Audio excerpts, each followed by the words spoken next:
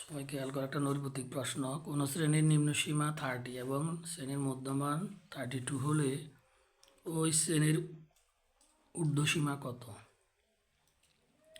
আমরা জানি একটা শ্রেণীর মধ্যে নিম্নসীমা থাকে এবং ঊর্ধ্বসীমা থাকে। এখন এর মধ্যমানও নির্ণয় করা যায়। তাহলে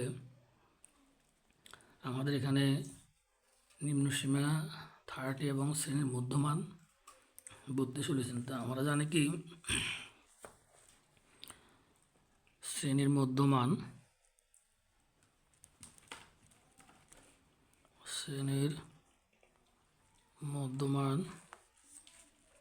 সমান শ্রেণীর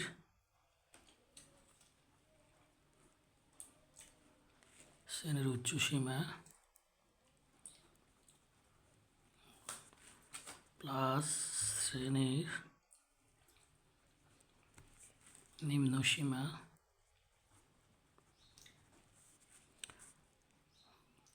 হোল ভাগ 2। শ্রেণীর মধ্যমান সমান কত? শ্রেণীর উচ্চসীমা প্লাস শ্রেণীর নিম্নসীমা ভাগ 2। কেমন? তো এখানে মধ্যমান কত আছে? 32 বা 32 ইকুয়াল শ্রেণীর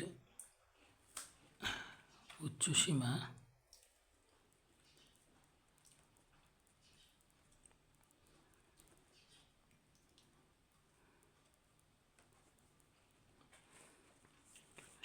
প্লাস শ্রেণীর নিম্নসীমা কত দেওয়া আছে? 30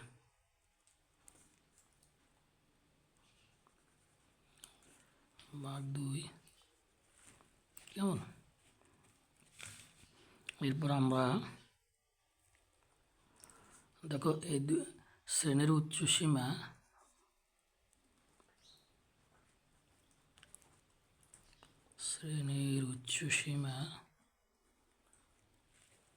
প্লাস 30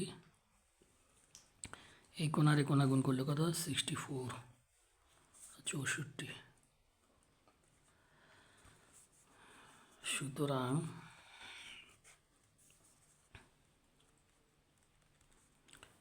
শ্রেণীর ঊর্ধ্বসীমা সমান উচ্চসীমা সমান কত হচ্ছে? 64 মাইনাস এই যেটা 30 আছে 30কে তুমি কি করবা? পক্ষান্তর করবা। কত হয়? ইকুয়াল কত হয়? 64 30 34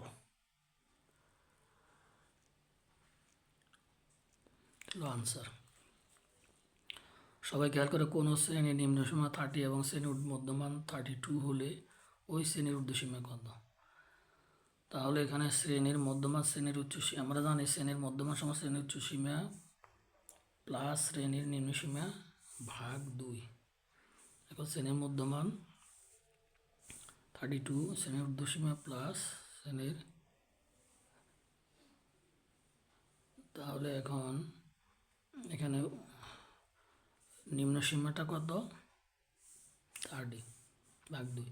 এবার এই কোণায় গুণ করবো। আইডেন 32 নিচে মানে 1 আছে, এই কোণায় গুণ করলে শ্রেণীর উচ্চসীমা প্লাস 30 ইকুয়াল টু এই 32 আর যে 2 আছে না এই 2 গুণ করলে 64।